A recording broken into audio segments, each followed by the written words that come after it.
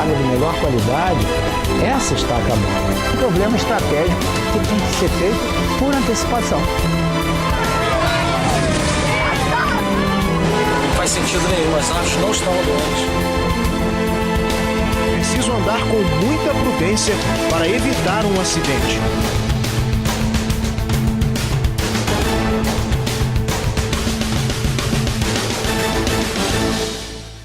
Os três poderes, executivo, legislativo e judiciário, instituições clássicas que surgiram em todo o mundo a partir do século XVIII. No entanto, na atualidade, faz parte do senso comum de que existe um quarto poder, a imprensa.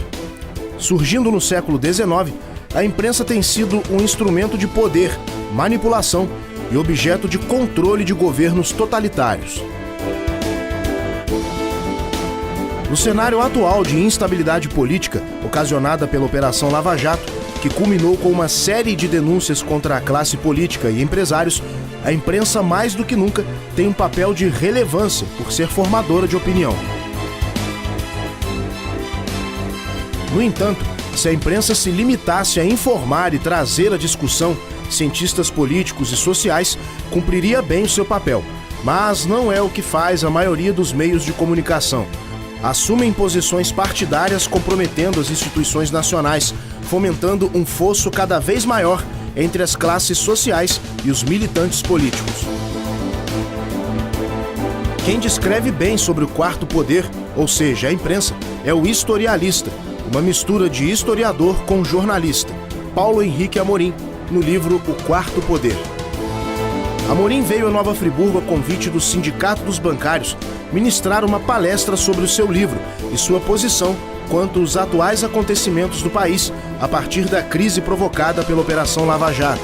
O livro Quarto Poder foi lançado em setembro do ano passado e até agora já tem mais de 45 mil exemplares vendidos, um resultado de 4 anos de trabalho, contendo anotações do jornalista Paulo Henrique Amorim em mais de 50 anos de carreira jornalística.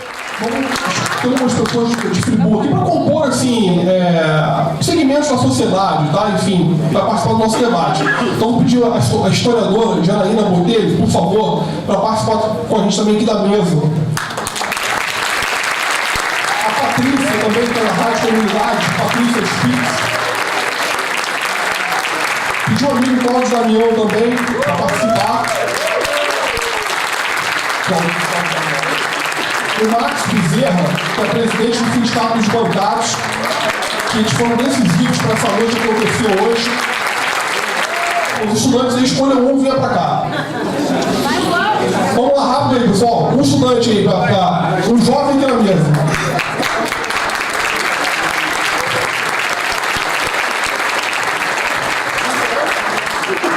Bom, Rafael está com a gente. Aqui nós temos uma composição bastante importante no cenário histórico do município e do Brasil. Eu venho pensando isso até em razão da vinda do Paulo Henrique Amorim. Porque por trás disso tem um elemento que é primordial que a gente analise e que a gente reflita. São os meios de comunicação. Em todos esses momentos da nossa história tinha lá o braço, a voz e a sombra dos meios de comunicação interferindo no processo histórico e determinando de que lado a história ia caminhar e de que forma, apoiando o regime, apoiando o golpe, apoiando as arbitrariedades.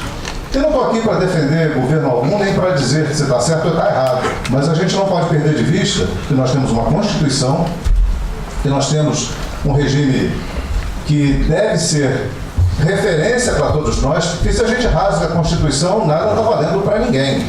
E hoje tem um acirramento, uma disputa na sociedade que é impressionante, e por trás, novamente, tem meios de comunicação, os grandes meios de comunicação interferindo no processo histórico. Então, eu acho que esse debate, essa palestra do Paulo Henrique Amorim vai trazer, né, uma centralidade a essa discussão e serenar a cabeça da gente, porque não tenho dúvida, tem um golpe em curso. A despeito de alguém ter cometido um crime, a despeito de alguém ter errado, e deve ser avaliado e analisado e processado até pelos erros que comete, a gente não pode aceitar que haja vazamento seletivo, que haja um descumprimento das regras constitucionais. E me assusta que a gente esteja vivendo isso. Então o momento é um momento de reflexão, um momento muito importante na vida de todos nós. Então eu faço essa saudação, essa saudação preocupada com o futuro do nosso país, com o futuro da nossa juventude, enfim, com o processo que a gente está vivendo e com a possibilidade de um retrocesso brutal dependendo das forças políticas que se movimentem, da comunicação que esteja por trás disso, os interesses que estejam por trás disso. Então, Paulo Henrique, seja muito bem-vindo. Eu não sei se eu peguei o caminho certo aqui da saudação, mas é uma reflexão muito particular que eu quero dividir com todos vocês, saudando a você e agradecendo pelo carinho e pela receptividade de ter aceitado esse convite, que para nós é muito importante. Boa noite a todos, todas. Eu me sinto envaidecido por pertencer a essa mesa aqui, num momento crítico que a sociedade brasileira está vivendo, e a minha satisfação em falar para jovens. Tem muito coroa aqui, eu acho que eu sou o mais velho, mas a maioria é de gente jovem. Isso é importante porque está na mão dos jovens brasileiros a construção do país que nós queremos. Né? Tudo bem, vivemos uma crise de Estado no Brasil, na verdade é essa, porque organismos de Estado que têm como missão proteger o cidadão e garantir aos cidadãos brasileiros os direitos constitucionais, os direitos civis.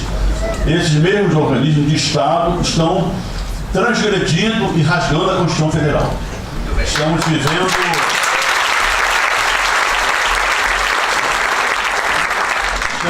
um momento de insegurança do cidadão. Isso é muito grave, muitíssimo grave. Né? Então, mais um pouco chegamos ao terrorismo de Estado, em que o próprio Estado, que é constituído para proteger o cidadão, comete crimes contra a cidadania. Então, é muito importante estar aqui. O Paulo Henrique, o momento é grave, mas tem faróis no fim desse túnel tenebroso. Esses faróis são vários jornalistas importantes brasileiros que se pronunciam, dos quais se destaca o Paulo Henrique Amorim, que tem uma história ligada à democracia, à defesa da democracia. E tem o seguinte: os grandes meios de comunicação que estão aí há décadas defendendo sempre os regimes totalitários no Brasil e no exterior, os interesses não brasileiros, mas nós temos uma ferramenta, só para acabar, para não dizer mais. Essa ferramenta é a internet, que eu não tive na minha juventude e na minha maturidade. A internet é uma ferramenta de democracia.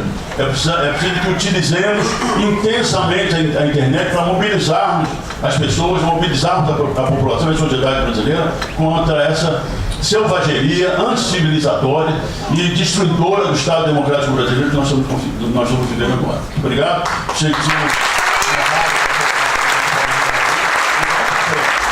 Olá, tudo bem? Boa noite. Quero saudar o Rodrigo, que teve a gentileza de me convidar, a Patrícia, a Janaína, o Max, a Rafaela, que nos honra com sua presença, o Cláudio, e quero dizer que um dos motivos principais da minha vida aqui essa noite foi que o Rodrigo me disse que eu estaria na companhia do Guilherme Estrela. Eu acompanho à distância há muito tempo, hoje conheci pessoalmente ele pela primeira vez. Foi?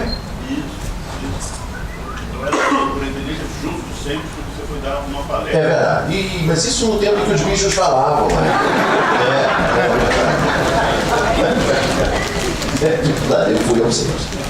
E acompanho o Estrela à distância. E se os jovens aqui na plateia não sabem, o Guilherme Estrela descobriu essa fabulosa riqueza que o Brasil tem, que é o pré-sal.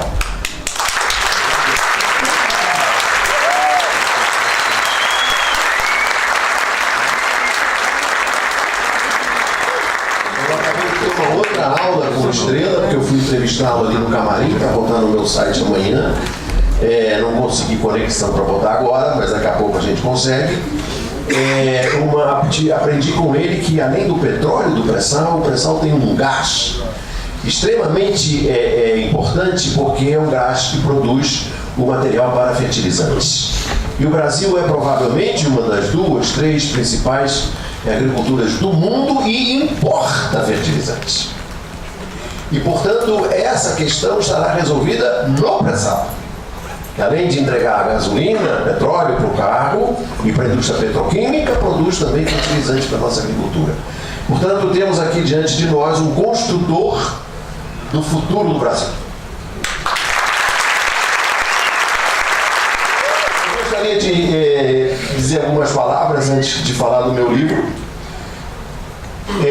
Hoje eu vivi aqui no caminho de São Paulo para cá, no avião, no carro, emoções muito fortes.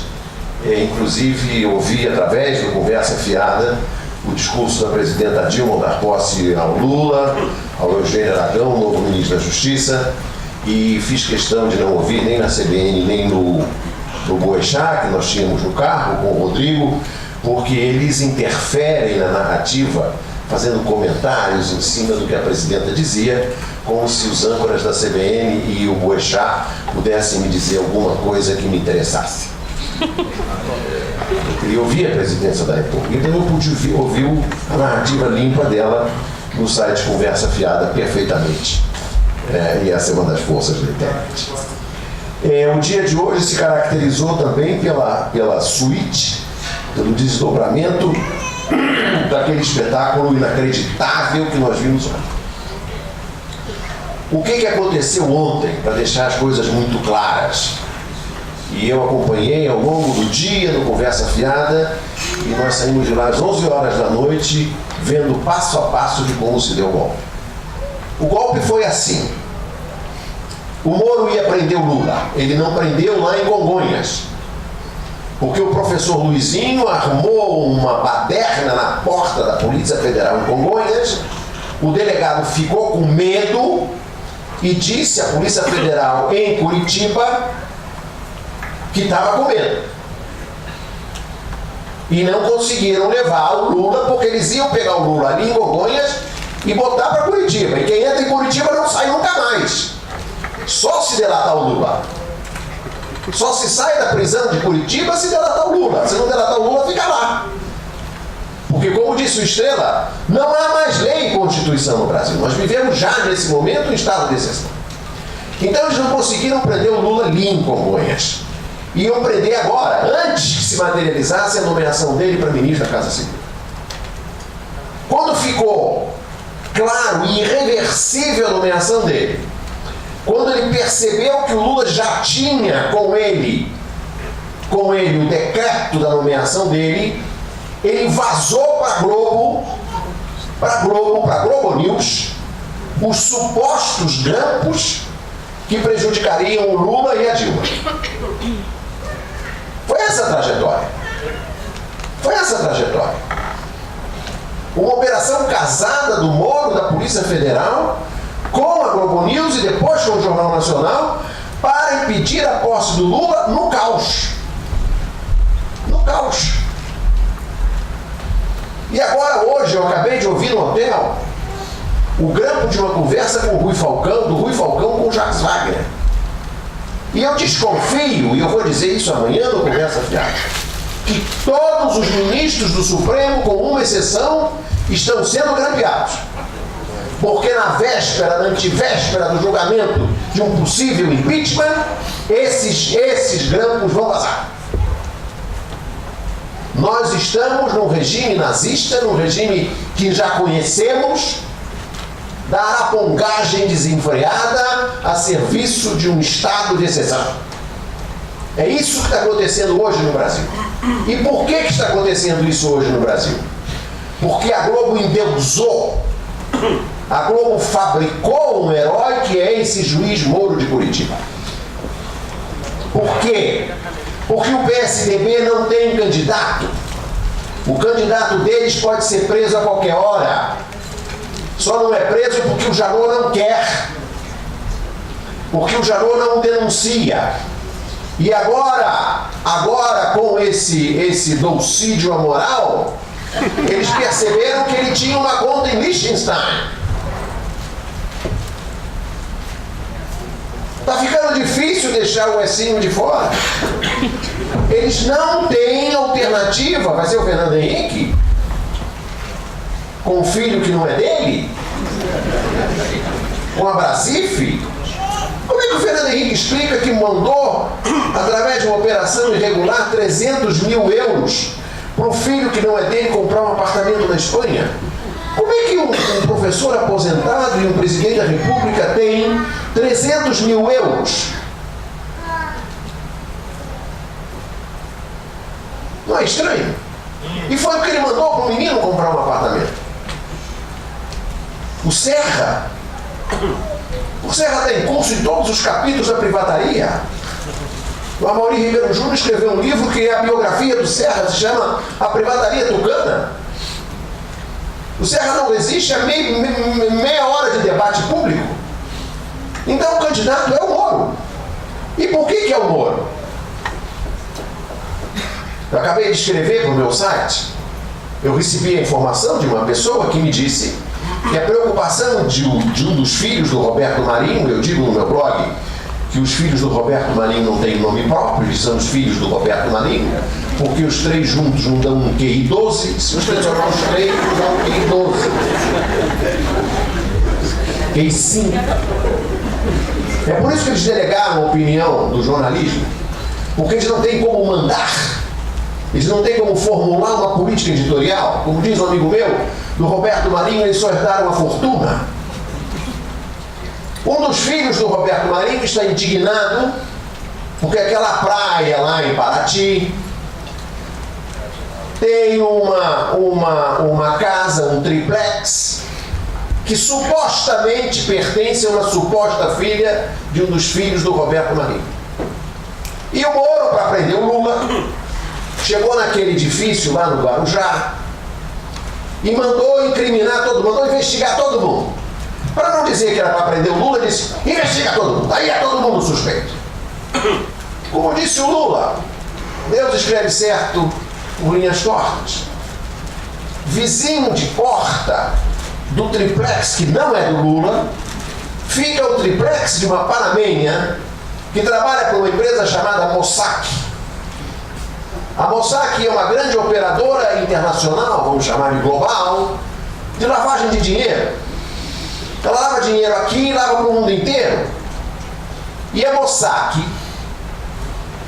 é uma das donas daquele triplex em Paraty. E quem descobriu isso, Estrela, foram 3 blogueiros. O Fernando Brito, que você conhece do Tijolaço, que é um grande defensor da Petrobras. O Luiz Carlos Azenha e o Paulo Nogueira, do Diário do Centro do Mundo.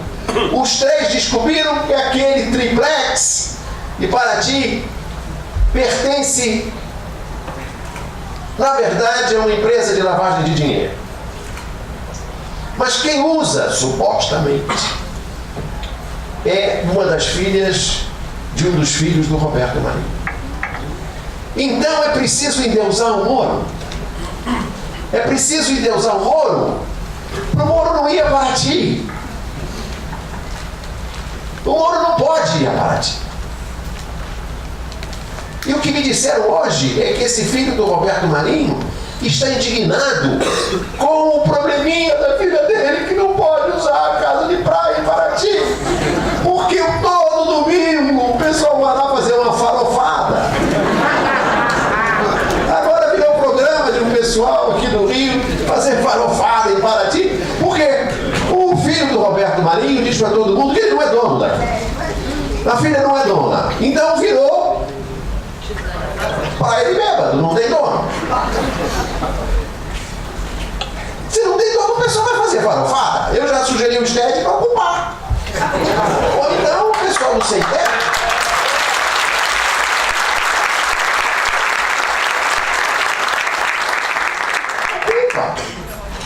Ocupa, não tem dono. E o filho do Roberto Marinho foi agressivo. Ele ainda fez uma intimação ao Fernando Brito: não diga que essa praia é minha. Aí o Fernando publicou a intimação dele e disse: mas a praia é sua. Esse é o problema dele. E o Brasil que se exploda. Ontem, ontem para impedir a posse do Lula e subverter o país, depois da Globo News, o Jornal Nacional ficou o tempo inteiro em cima das fitas do Lula com a Dilma e entrou pela programação adentro. O William Bonner já tinha entrado depois do Jornal Nacional, foi embora encontrar a Fátima, que estava fazendo o presunto da Seara em casa. Voltou para tomar o lugar do William Vac com a gravata toda aberta para derrubar o governo. Para derrubar o governo. A Globo, incompatível com a democracia brasileira,